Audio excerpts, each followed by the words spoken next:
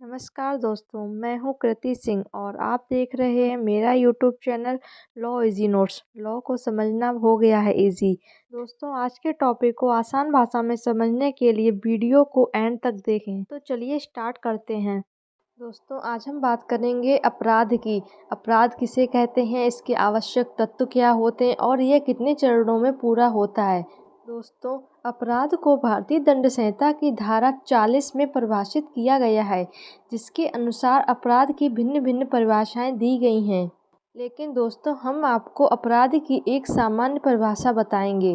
दोस्तों, अपराध एक व्यक्ति या संगठन द्वारा किसी दूसरे व्यक्ति या संगठन के प्रति वह गैरकानूनी कार्य होता है जिससे किसी व्यक्ति या संगठन को क्षति होती है और जिसके लिए भारतीय दंड संहिता में सजा का प्रावधान किया गया है। दोस्तों, कोई भी अपराध छोटा या बड़ा नहीं होता है। हर वह काम जो गैर कानूनी है वह अपराध की ही श्रेणी में आएगा, फिर चाहे वह छोटा हो या बड़ा। जैसे दोस्तों, किसी का मर्डर करना एक बड़ा अपराध माना गया है, लेकिन किसी का पर्स छीनना या छोटी मोटी चोरी करना या किसी का अपमान करना, ये सब छोटे अपराध की श्रेणी में आते हैं, क्योंकि ये काम छोटे ज़रूर हैं लेकिन गैर कानूनी हैं, जिसके लिए भारतीय दंड संहिता में भिन्न भिन्न अपराधों के लिए भिन्न भिन्न धाराओं के अंतर्गत सजा का प्रावधान किया गया है। दोस्तों, कोई भी अपराध गठित करने के लिए उसके लिए 4 आवश्यक तत्व होना जरूरी होता है। पहला होता है मानव, यानी कि कोई व्यक्ति, क्योंकि दोस्तों कानून द्वारा कोई कार्य जो अपराध है को दंडित करने के लिए मानव द्वारा किया जाना ही आवश्यक होता है। उदाहरण के लिए, कोई कार्य है जिससे किसी व्यक्ति को क्षति हुई है और जो गैर कानूनी है, यदि वह कार्य मानव द्वारा किया गया है तभी उसको दंड दिया जा सकता है। यदि कोई जानवर या कोई वाहन या किसी अन्य के द्वारा किसी व्यक्ति को क्षति पहुंचती है तो उसको दंड नहीं दिया जा सकता है। दंड देने के लिए आपराधिक कार्य मानव द्वारा होना आवश्यक होता है। जैसे दोस्तों, किसी मानव के द्वारा अन्य किसी व्यक्ति को चोट पहुंचाई जाती है या उसका मर्डर किया जाता है या कोई भी क्षति कारित की जाती है तो उसको भारतीय दंड संहिता की धारा के अनुसार दंडित किया जाएगा। लेकिन यदि कोई जानवर जैसे बैल है या कोई अन्य जानवर किसी मनुष्य को क्षति पहुंचाता है या उस जानवर की वजह से उसकी मनुष्य की मौत हो जाती है तो उसको हम सज़ा नहीं दे सकते हैं। कानून भी उसको अपराधी नहीं मानेगा। इसलिए अपराध कारित करने के लिए मानव का होना एक आवश्यक तत्व होता है। दोस्तों, दूसरा आवश्यक तत्व होता है दुराशय, यानी कि दोषपूर्ण आशय। दोस्तों, मात्र कार्य किसी को अपराधी नहीं बनाता है। यदि उसका मन अपराधी ना हो, मतलब कार्य स्वयं किसी को दोषी नहीं बनाता है जब तक कि उसके मन यानी कि आशय वैसा ना रहा हो। इसी प्रकार मेरे द्वारा मेरी इच्छा के विरुद्ध किया गया कार्य मेरा नहीं होता है, वह दुराशय उस व्यक्ति का स्वयं का होना चाहिए। यदि किसी व्यक्ति की इच्छा के विरुद्ध कोई अपराध करवाया जाता है तो वह व्यक्ति अपराधी नहीं होगा। जैसे दोस्तों, कोई व्यक्ति है तो वह अपराध कारित करने से पहले उसके मन में अपराध के लिए वह विचार आता है कि मुझे चोरी करनी है, लूट करनी है या किसी का मर्डर करना है, तो यह विचार ही दुराशय कहा जाएगा। दोस्तों, दुराशय ही अपराध करने का प्रथम चरण होता है। दोस्तों, तीसरा आवश्यक तत्व होता है कि आपराधिक कृत्य, यानी कि दोस्तों किसी अपराध के लिए एक व्यक्ति तथा उसका दुराशय ही पर्याप्त नहीं होता है, क्योंकि अपराध गठित होने के लिए उस दुराशय के लिए कोई कार्य होना भी आवश्यक होता है। क्योंकि यदि कोई व्यक्ति अपने मन में कोई गलत कार्य सोच रहा है तो वह जब तक उस कार्य को पूरा नहीं करेगा तब तक हम यह नहीं जान सकते हैं कि वह व्यक्ति अपने मन में क्या सोच रहा था और वो जो कार्य उसने किया है वो सही है या गलत। जैसे दोस्तों, कोई व्यक्ति है जिसने अपने मन में कोई अपराध करने का सोचा है, तो जब तक वह उस अपराध को करने के लिए कोई कार्य नहीं करता है तब तक वह अपराध नहीं माना जाएगा।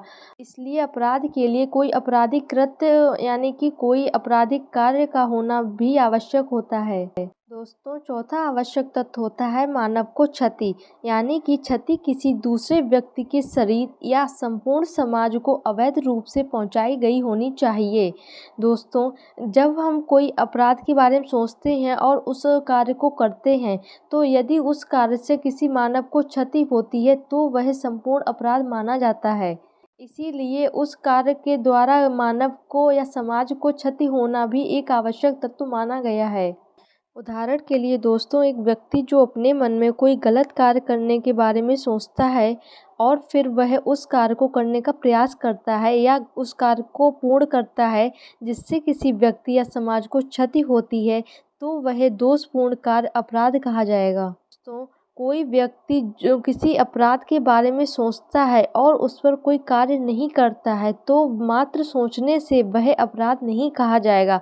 अपराध को गठित करने के लिए कार्य का होना भी जरूरी होता है।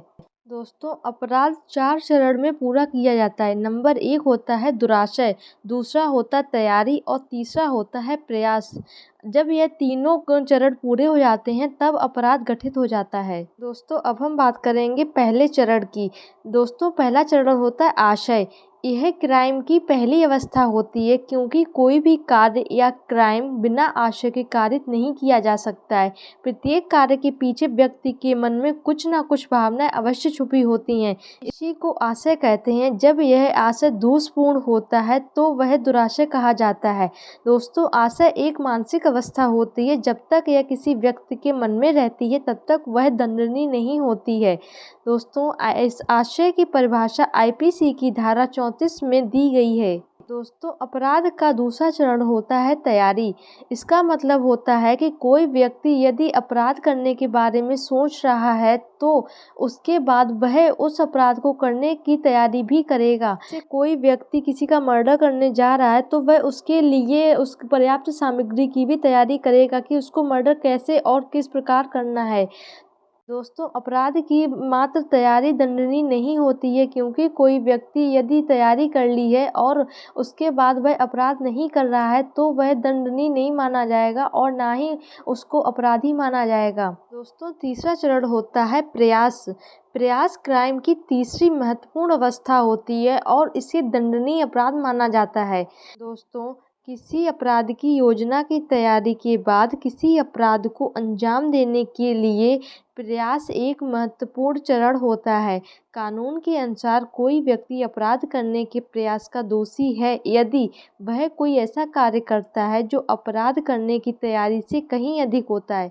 इसके अलावा एक व्यक्ति अपराध करने का प्रयास करने का दोषी है भले ही उसका अपराध सफल हुआ हो या ना हुआ, लेकिन यदि उसने अपराध करने का प्रयास किया है तो वह दंडनीय माना जाएगा। दोस्तों चौथा चरण होता है अपराध का निष्पादन, यानी कि किसी अपराध को अंजाम देने का अंतिम चरण उसका सफल समापन होता है। यदि अभियुक्त अपराध करने के अपने प्रयास में सफल हो जाता है तो वह संपूर्ण अपराध का दोषी होगा। इसके अलावा यदि उसका प्रयास असफल होता है तो वह अपने प्रयास का दोषी होगा। जैसे कोई व्यक्ति किसी को मारने के लिए अपने मन में विचार लाता है तो यह आशय होगा, यानी कि पहला चरण। यदि वह उसको मारने की पूरी तैयारी कर लेता है यह दूसरा चरण होगा। और यदि वह तैयारी के बाद उस व्यक्ति को मारने का प्रयास करता है तो यह अपराध का तीसरा चरण होगा। और यदि वह व्यक्ति अब उसको मारने में सफल हो जाता है तो यह अपराध का चौथा चरण होगा, यानी कि उसका अपराध का कार्य पूरा हो गया है और वह पूर्ण अपराध का दोषी हो गया है। दोस्तों यह थी अपराध से संबंधित संपूर्ण जानकारी। आई होप दोस्तों कि आप सभी को अपराध समझ में आ गया होगा और आपको हमारी वीडियो पसंद आई होगी।